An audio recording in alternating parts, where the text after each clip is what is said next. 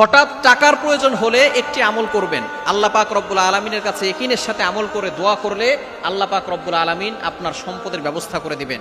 আমাদের অনেক সময় এমন প্রয়োজন চলে আসে যে সময় টাকার খুব প্রয়োজন হয়, অনেক সময় আমরা বিপদে পড়ে যাই, বলেন হুজুর এভাবে কি সম্ভব?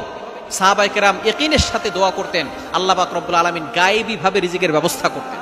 গায়েবী ভাবে, পাতিলে কোনো খাবার নাই, আল্লাহর উপরে ভরসা করে ইয়াকিনের সাথে হাত দিয়েছে, আল্লাহ পাক রব্বুল আলামিন ভরপুর খাবার সেই পাতিলে দিয়ে রেখেছেন। সুতরাং এটাই হচ্ছে আল্লাহ পাক রব্বুল আলামিন যে পারেন, সেটা হচ্ছে তার অলৌকিক প্রমাণ। সাহাবায়ে কেরাম ইয়াকিনের সাথে আল্লাহর কাছে চাইতেন, আল্লাহ পাক রব্বুল আলামিন সাথে সাথে জান্নাত থেকে খাবার পাঠিয়ে দিতেন। এজন্য অবশ্যই আমরা যদি ইয়াকিনের সাথে আল্লাহর কাছে চাইতে পারি এবং আমল করতে পারি, তাহলে অবশ্যই আমরা টাকা নয় সকল কিছু আমরা পেয়ে যাব। আল্লাহ পাক রব্বুল আলামিন অভাব দূর করবেন, সম্পদ দান করবেন। কিভাবে আমলটা করবেন? সূরা ইখলাসের আমল। সূরা ইখলাস পারেন এমন কোনো ব্যক্তি এখানে নাই। সূরা ইখলাস পবিত্র কোরআনুল কারীমের 112 নম্বর সূরা। এই যে আল্লাহ পাক রব্বুল আলামিন চমৎকার একটি সূরা দিয়েছেন, ছোট্ট সূরা, তবে ফজিলত অনেক বেশি। নবীজি সাল্লাল্লাহু আলাইহি ওয়াসাল্লাম জানিয়ে দিয়েছেন, যে ব্যক্তি সূরা ইখলাস একবার পড়বে, আল্লাহ পাক রব্বুল আলামিন 10 পারা কোরআন শরীফ পড়লে যে সওয়াব হয়, সেই সওয়াব তার আমলনামায় দিয়ে দিবেন। 3 বার যে ব্যক্তি পড়বে, 1 খতম কোরআন পড়ার সওয়াব।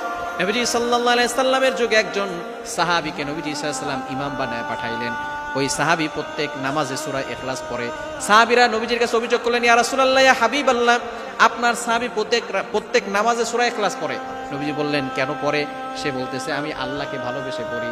নবীজি সাল্লাল্লাহু আলাইহি সাল্লাম বলেছেন, এই ভালোবাসা তোমাকে জান্নাত পর্যন্ত পৌঁছে দিবে। সূরা ইখলাসের ভালোবাসা জান্নাত পর্যন্ত পৌঁছে দিবে। সুতরাং এই সূরা ইখলাস কতবার পড়বেন?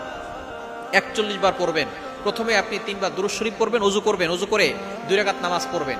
এরপরে আপনি প্রথমে 3 বার দুরূদ শরীফ পড়বেন, সূরা ইখলাস 41 বার পড়বেন, আর শেষে আবার 3 বার দুরূদ শরীফ পড়ে আপনি আল্লাহর কাছে দোয়া করবেন। আল্লাহ পাক রব্বুল আলামিন সূরা ইখলাসের কারণে আপনার সকল অভাব দূর করে দিবেন।